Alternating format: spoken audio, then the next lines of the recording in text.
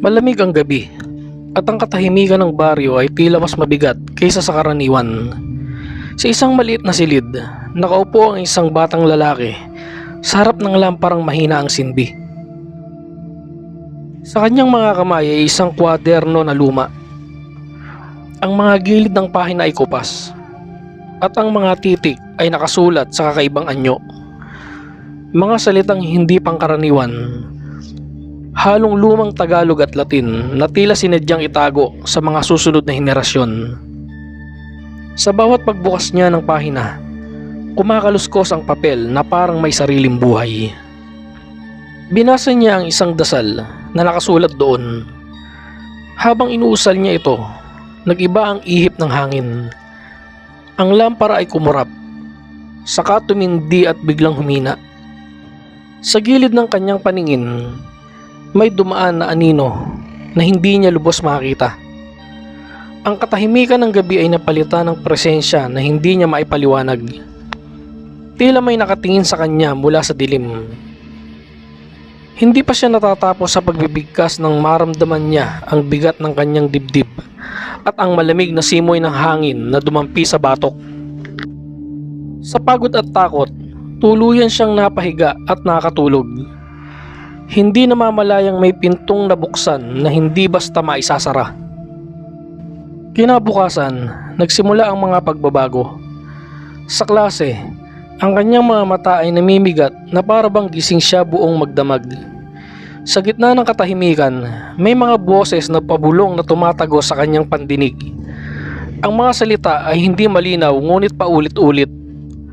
Ang mga kaklase at guro ay napansin ang kanyang pagiging balisa. Ngunit inakala nilang simpleng pagod lamang iyon. Sa kanilang bahay, naging marupok ang kanyang pasensya. Ang maliit na alitan kasama ang mga kapatid ay agad nauuwi sa sigawan. Ang dati niyang masayahin at tahimik na anyo ay unti-unting napapalitan ng isang anino ng batang hindi na sila kilala. Lumipas ang ilang gabi at ang mga pangyayari ay mas lalong naging mabigat. Sa kanyang higaan, nararamdaman niya ang bigat ng presensya sa kanyang tabi. May mga pagkakataon na nagigising siya ngunit hindi makagalaw. Nakadilat ang mga mata ngunit nananatiling nakapako ang katawan. Ang malamig na hangin ay bumabalot sa kanya at sa dilim ng silid, nakikita niya ang anino ng isang matandang nilalang na nakaitim. Nakatayo lamang ito, nakangisi at tila nag-aabang sa sandali upang siya'y tuluyang lamunin. Ang kanyang mga panaginip ay hindi na basta bangungot kundi paulit-ulit na pagsasadula ng kanyang takot. Lagi siyang nasa isang madilim na lugar, walang makitang daan at palaging nasa likuran ng aninong iyon.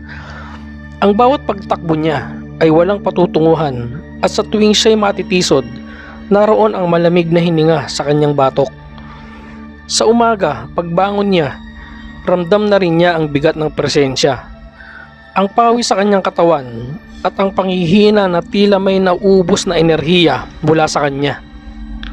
Habang tumatagal, nagiging magulo ang kanyang isipan. Ang simpleng boses na naririnig niya ay lumalakas, nagiging utos, nagiging tukso. May mga sandaling hinahanap niya ang kwaderno upang muling basahin, kahit batid niyang iyon ang ugat ng lahat. Parang may puwersang nagtutulak sa kanya na ipagpatuloy ang sinimulan.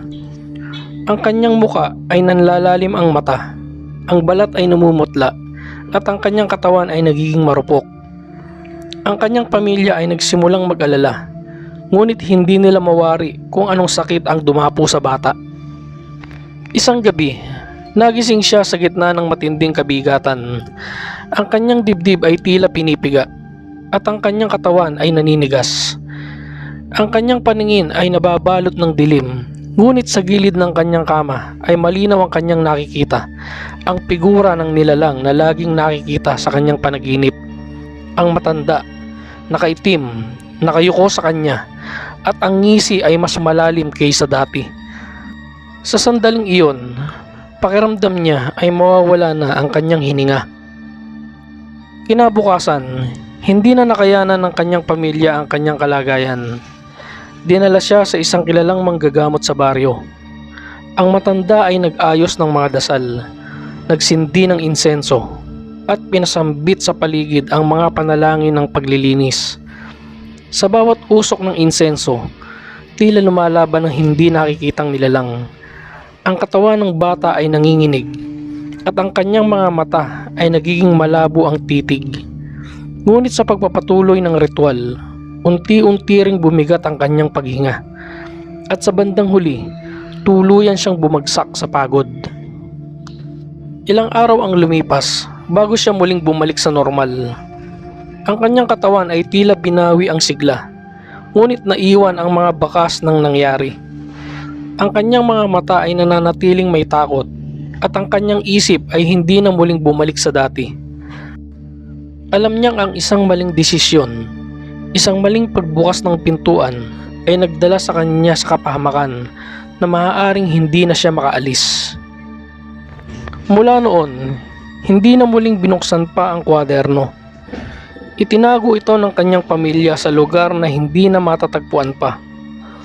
Si Elias, bagaman muling bumalik sa kanyang pang-araw-araw na buhay, ay nananatiling tahimik at may mabigat na dala.